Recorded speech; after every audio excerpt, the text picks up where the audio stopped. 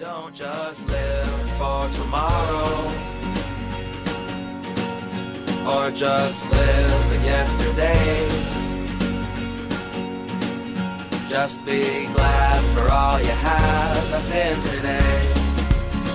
And though you've come through many obstacles. Hey everyone, Connie here, and welcome to my blind reaction to your boy Kongming, episodes 4 and 5. So we're doing 2 episodes here, and we're probably going to do 2 the next time as well.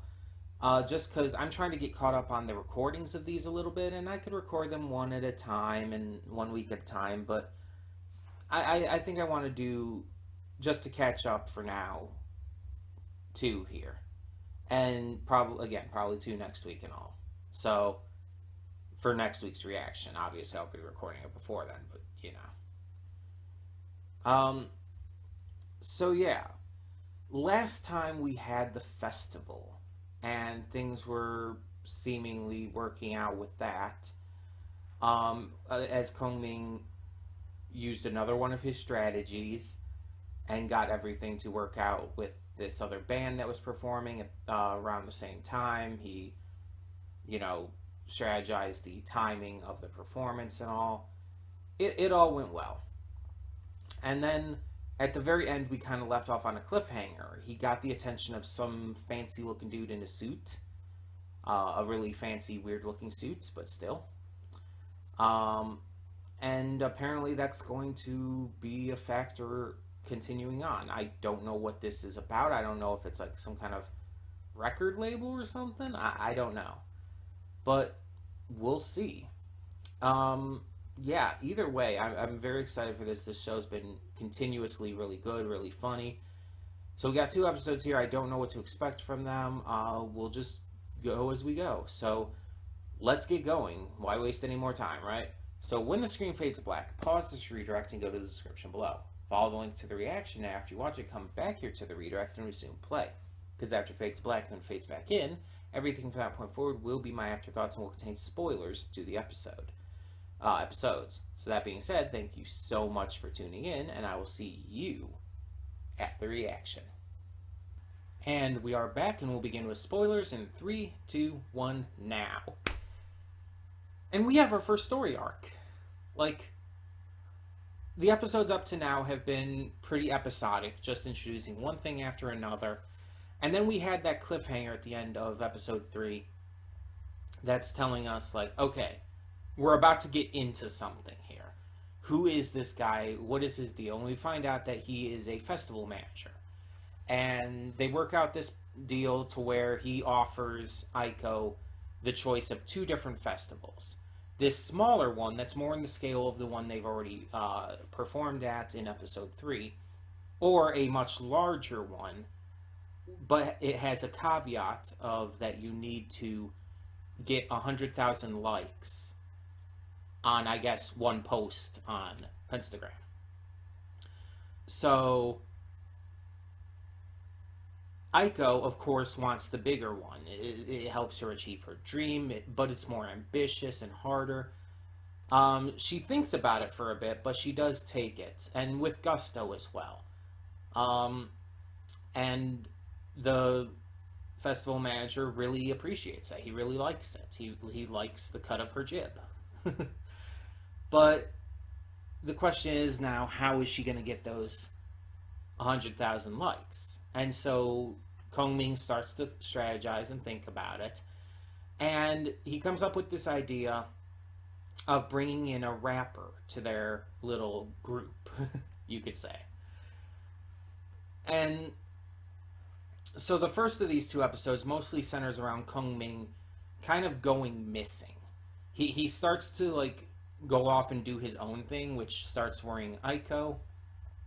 And eventually she confronts him and they have a discussion about it. And yeah, he's doing all this for her, obviously. He's trying to figure everything out. He's planning. He's working through things. He's strategizing, as always. And through this conversation, we also find out a little bit more about Aiko and what led her to be suicidal. She grew up loving music and used to sing with her father. But one day her father just left. He abandoned her and her mother. And after this, her mother began to disapprove of her music, began to basically treat it as worthless or pointless or whatnot. This all combined kind of caused Aiko to enter this depression that weighed down on her until eventually she tried to kill herself. And as she said, that's when she met owner, rather. Not manager. That's when she met owner, when he saved her, as we've seen. And that's when she saw the performance that revitalized her passion and everything. And eventually led to her also meeting Kongming. So, yeah. It gives us more backstory and depth to her character. And really goes to show how this series is not just a fun comedy, that it has some real depth to it as well. And I said this before, like when we first got into this and all, but the fact that she is or was dealing with depression and suicidal thoughts and even attempts is something that I can personally connect to very strongly.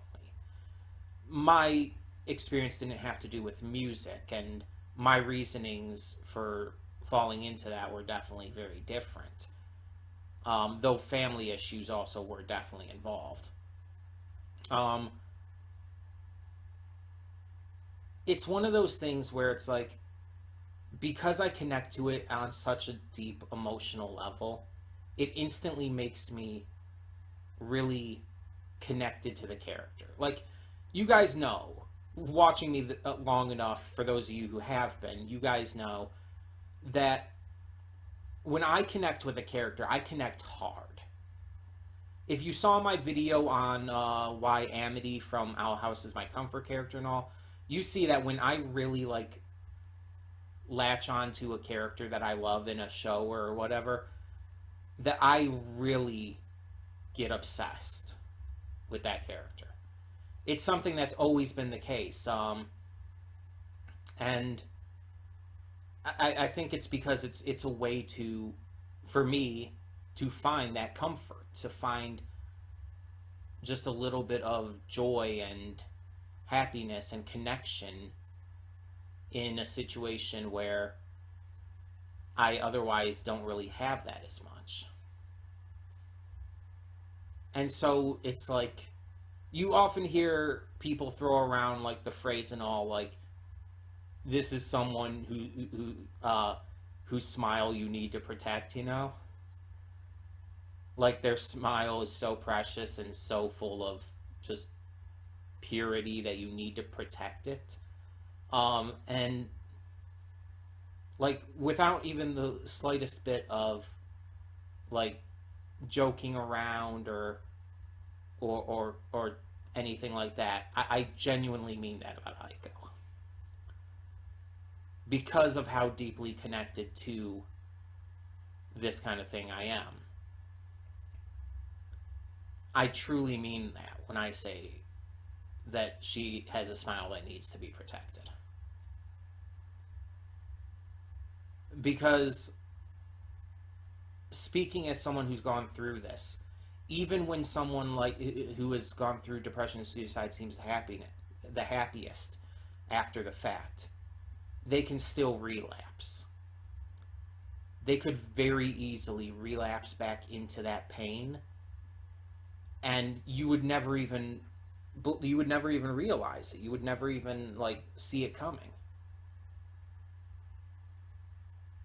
It's why it's such a surprise when so many people who outwardly seem happy and everything suddenly commit suicide.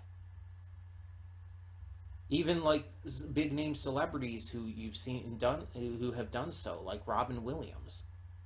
No one would have ever expected that he was dealing with depression.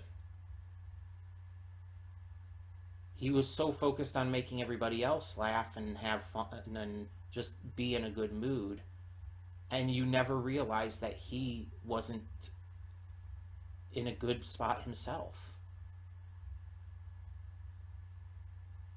And that's the thing, sometimes it's not blatantly obvious. Sometimes you can't tell just by looking at someone.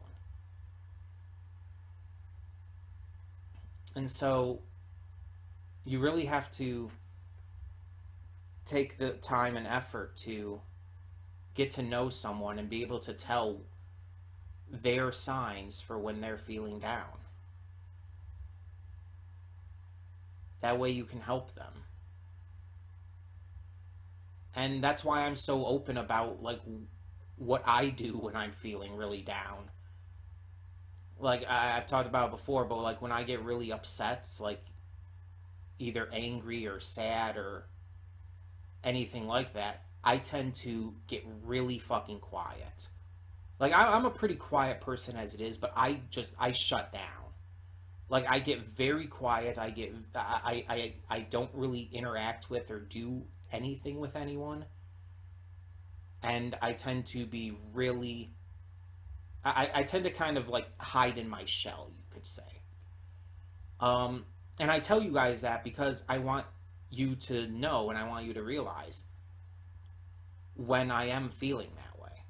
Even if it's in whether it's in a reaction or if you see, like, during maybe something else, or I don't know. Either way, if you ever see me like that, that's just your sign that something is wrong.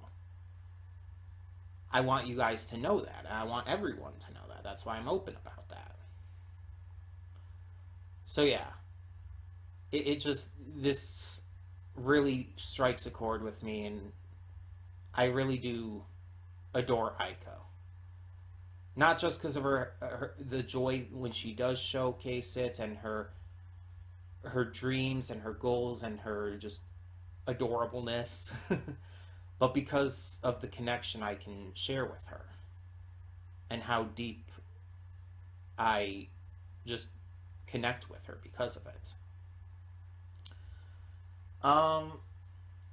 So yeah. And then we have the second episode here, where we get to meet the rapper who's obviously going to join us. It's obvious because of the episode spending so much time on him without Kongming or Aiko involved. But also, he's the same guy in the opening.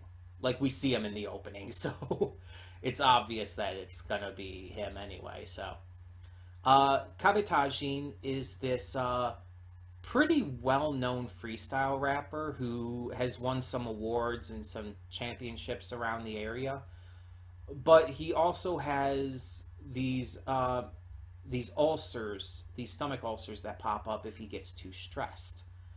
And unfortunately, the pressure of the popularity he had gotten through performing and winning all of these championships and stuff has had a massive impact on his health. It has given him, like, really painful ulcers and has caused him a lot of problems to the point where he's so anxious about it. He's having panic attacks on stage, and has vowed that he doesn't ever want to get involved in this again. He doesn't want to perform in front of anybody again. But we see that he still has a passion for freestyle rap. We see as he's just walking along the street, he's just freestyling about things he sees. And that definitely cues us into that he's going to follow this dream. He's going to continue to go down this path. And he just has to do so at his own pace, and Kongming's going to help him along with that, clearly. We see that there's this other rapper, sort of a rival of his, who is trying to get him to perform against him, to have, like, this big rap battle with him, to prove who's better once and for all. But Kabetajin is still really anxious and everything about it, and he's just refusing. He's saying, no, I don't want to do this. Which, yeah, I mean, respect his wishes for sure. He's very clearly, like, panicked about all of this, and again, with connecting to characters, I've been there. Again, as I said in the reaction, never to this heavy of a degree where it's caused stomach ulcers and stuff. But I've been extremely stressed out, and I've had extreme performance anxiety and had a lot of issues with that kind of pressure. And I've gotten better at it thanks to conventions and doing panels at conventions, but it's not by any means perfect. It's not by any means completely fixed. So, yeah, I still get nervous. I still get really, like, spooked, basically, when put in front of people and stuff. Like, even just the other week, I did the liturgy at my church, which basically just ended up meaning I read the Bible verse before the message was given. And I've done this before, but I went up on the stage and I was like, as I was reading, I was shaking, and I became very aware that I was shaking, to the point where it almost kind of made me shake more. And I don't even fully know why, but I was scared. I was nervous. And again, I've done this before. I've done the liturgy at my church before. But for some reason, that moment, I was anxious. And I can't explain why. I can't explain, like, what was causing it, but it was really bothering me. And I was fine after the fact. But it was really just apparent, like super apparent. And so it's like these things happen. And you have basically two choices: either to do your best to work through them and to help make it so that you don't have as much fear and worry and concern, to try to just keep going and better yourself through that and try to make it so that you don't have those anxieties anymore, or at least not to anywhere near the same degree, or you can run from it. And there's no shame in that. And I want to make that very clear. There is no shame in running from something that makes you that anxious, especially if it's as anxious as Kabatagin here. To get literal, like, physical issues come up because of it, it's like that's perfectly reasonable if he wants to stay away.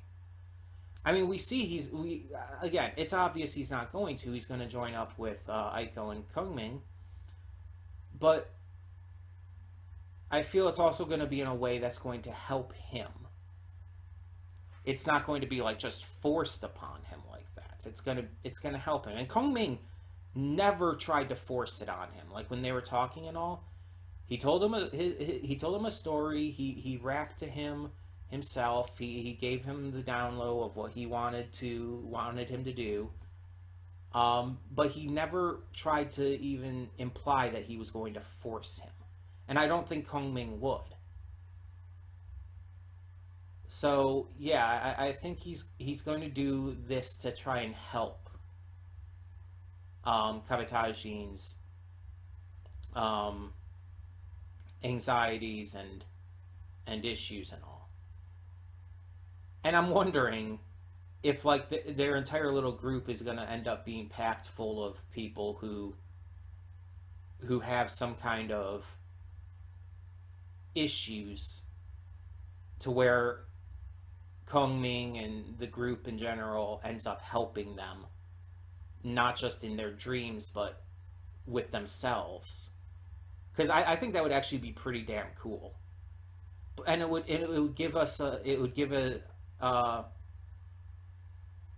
give the opportunity to showcase a lot of different, like, real life physical, mental, and emotional issues that people have to work through, and how serious they are. Because they don't downplay Aiko's depression and previous suicide attempt and everything. They showcase that as being as serious as it is. Like, this show deals a lot in comedy. It's a very comedic based show, But when it starts talking about that stuff, it gets very serious. And I love that. I think that's really impressive that they can balance that out properly and make it feel natural. It's really well done. And it's really important to showcase that too. So I really do love it. But all of that being said, like, Kaitajin is so far another one of those characters whose smile you want to protect, because he's not a character who smiles often. He doesn't find much he can smile about. And so you really feel for him. You really care. And you want to see him smile. You want to see him happy. And hopefully we get that by the end of this rap battle event and everything. Hopefully we can bring a little light into his life. That's my big hope for next time. But in the meantime, tell me in the comments below what you thought of these 2 episodes of your boy Kongming, and thank you so much for tuning in. For now, I'm Connie and I'm signing off. See y'all next time.